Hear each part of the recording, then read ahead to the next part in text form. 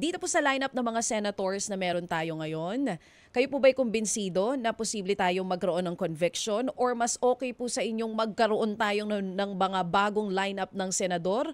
Mas malaki po ba ang posibilidad sa conviction ni VP Sara?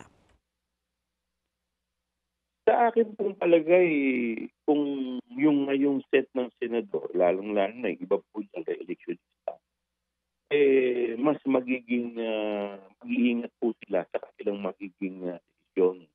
Lalong-lalo na kung ito po ay ang magiging desisyon ay bago po maghalaan.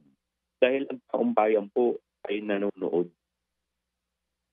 So, kung ikaw ay senador, medyo magiging maingat ka, lalong-lalo na kung very glaring yung mga ebidensya, kung overwhelming yung ebidensya, at ikaw hindi o nagbulag-bulagan ka, medyo hindi ko alam kung paano ito tatanggapin ng taong bayan.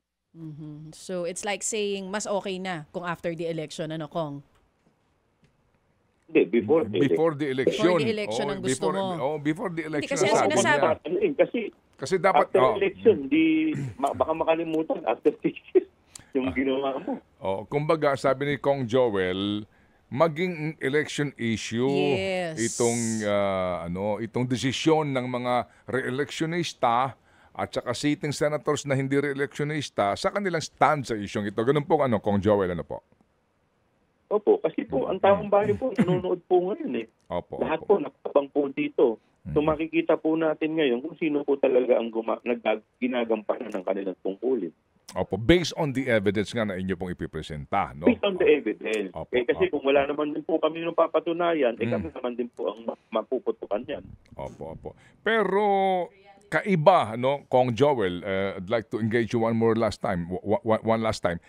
Kaiba sa corona impeachment trial, dito kasi kay corona kasi practically po wala namang politika sa usapin po ng mga baluarte. Walang baluarte, bailiwick politics Dito po kasi ang sabi sa akin yung mga kumakandidato ngayon, re-electionista, at saka yung mga miyembro po, mawalang galang lang ng mga dinastiya, ay ingat na ingat dito dahil nga sa pinakahuling survey pa lamang ng SWS, yung trust ratings po ni VP Sara pagkalalaki dito po sa Mindanao area.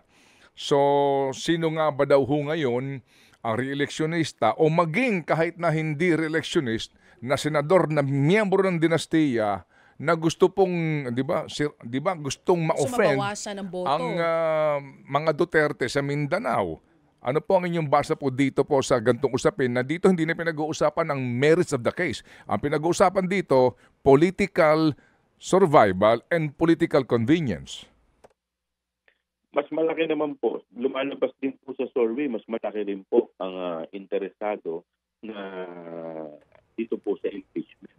At naniniwala po, impeachable ang ating Vice President. Kaya kailangan balansehin din po nila dahil ang tatama naman din po sa kanila dito ay yung sa Luzon.